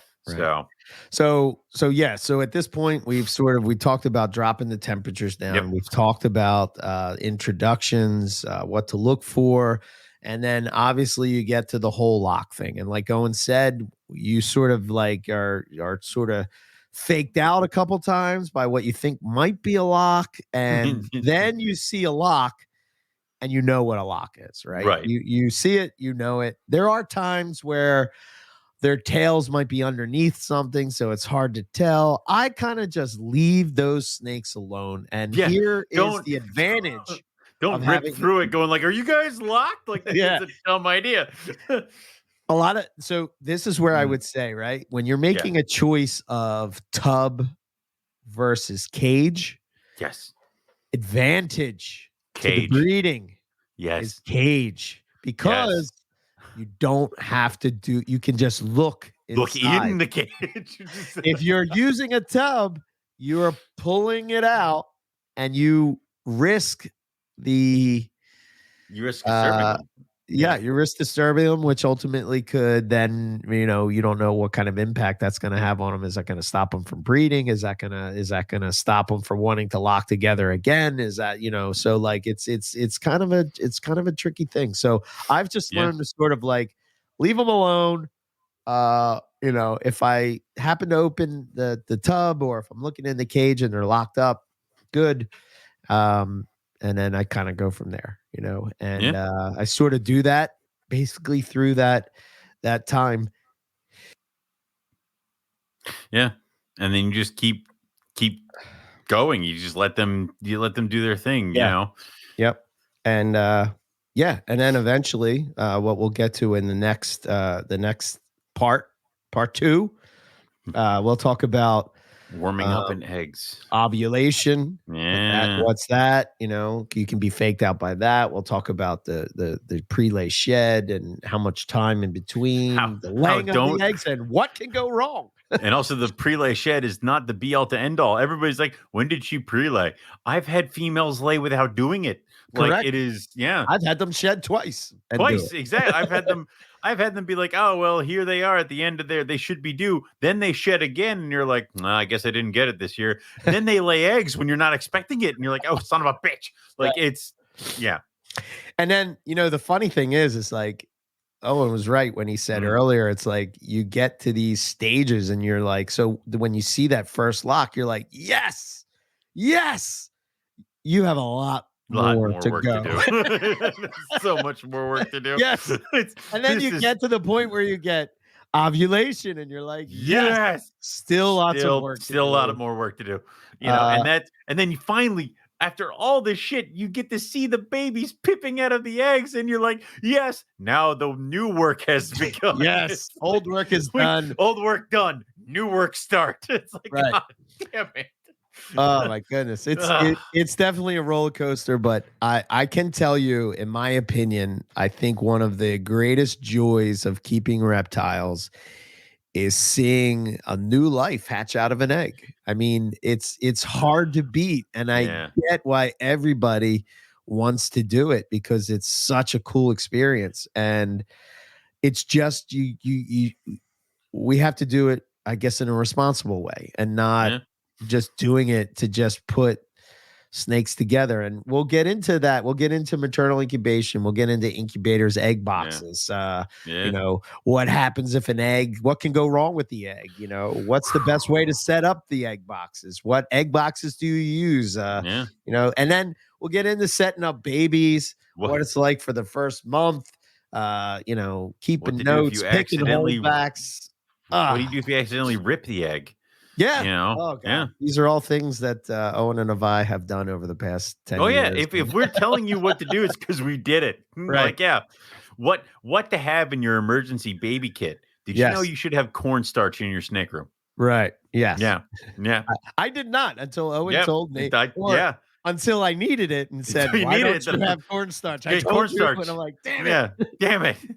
For those of you who don't know, cornstarch is a wonderful clotting powder that is not harmful to babies, and it's really good for when a baby snake does stuff. We'll get into that. Right. So I also will circle back, and I think what we'll do is, as we get to where the babies are sort of getting in established and you would sell them, what would you start to do with your male and female that you're going to be breeding for the following year? And that's what we're talking about. We're talking about cycle feeding. And I think this will show you how it's an all year thing. It doesn't stop. It does not stop. There's no season and then off season. It is a, what are we doing now kind of a deal. And you were talking about, like, the best thing is like seeing a new little life and all that fun stuff. It's like, I'm at the point now where I have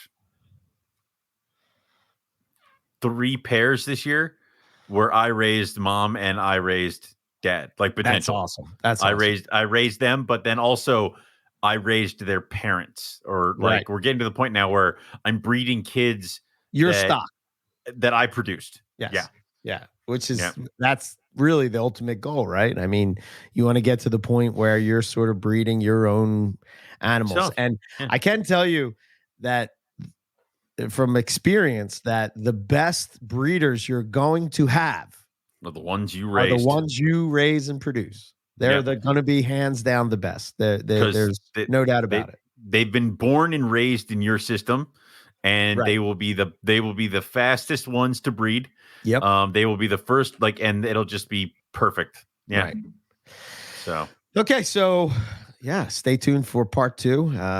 Wow, I can't believe it went this long. We're usually not this long, but we went on several tangents. We have a lot to talk about. Yeah, and apparently we haven't talked all week and all that other fun stuff. So it was one of those. Yeah.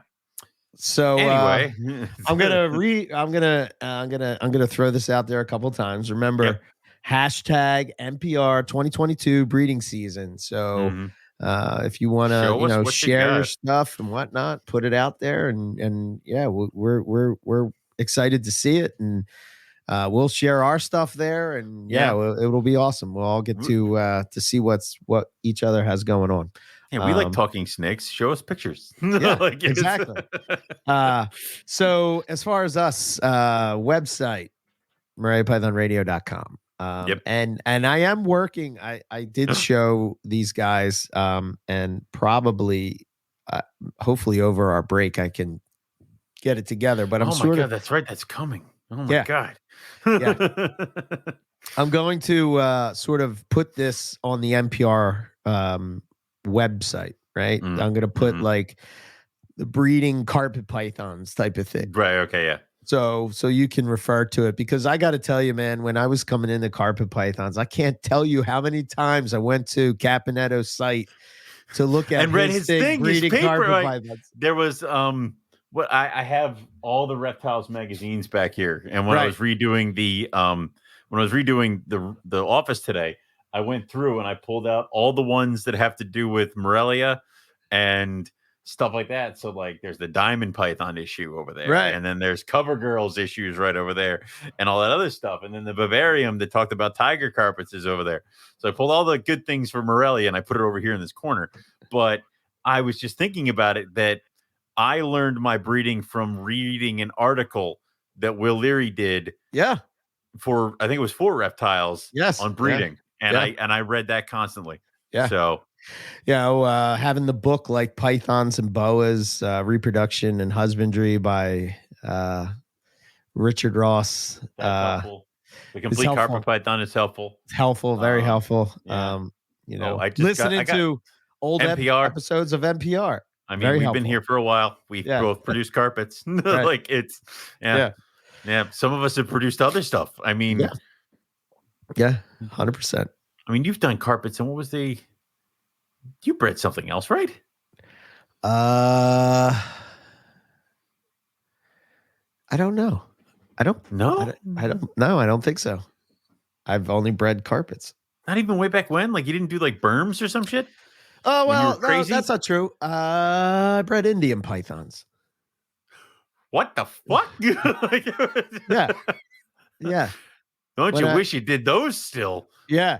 When I kept pythons with my dad, he had a pair of Indian pythons. Jesus Christ. And he got them from I don't know, some pet shop. I don't know. Your dad showed up on a corner and some dude opened up his trunk and gave him to adult Indian pythons. It was like a secret knock you had to do on this door, and they're like, come on in. Like the password. Don't eat the yellow snow. No, all right. Close in and let him in. Yeah. And then next thing you know, we have Indian pythons. So that was pretty cool. So I've read those, and I did breed. Yeah, I did breed berms at one point.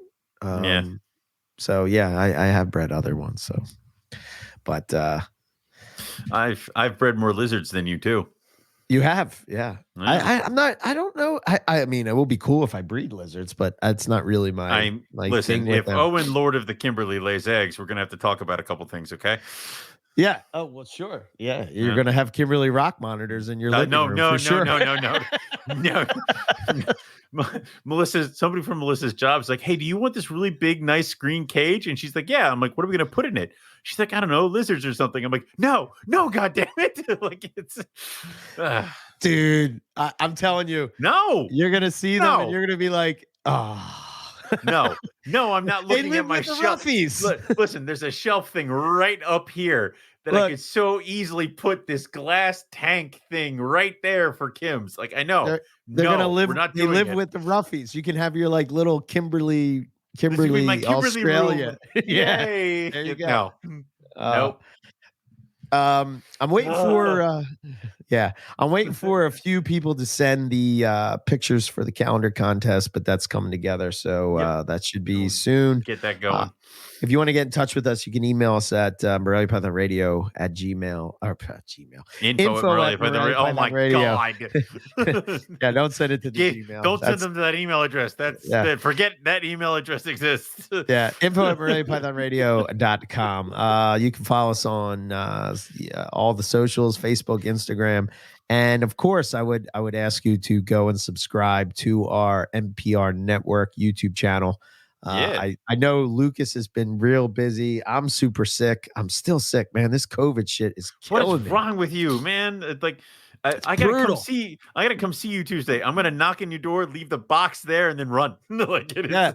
Well, I don't have COVID anymore, but I have like the long-term COVID shit. And today was the first time I felt good up until it was time to do the show, and then I was like, it's like I have a timer that only lasts for a certain amount of time. So and I'm gonna make sure that we do a shout out again to that Reptile Fight Club, and I would also give a shout out to our other fellow people on the network. In particular, Jason and Luke did a pretty cool episode on Strophuris geckos. So I know some people are out there kind of like into the lizards now and stuff.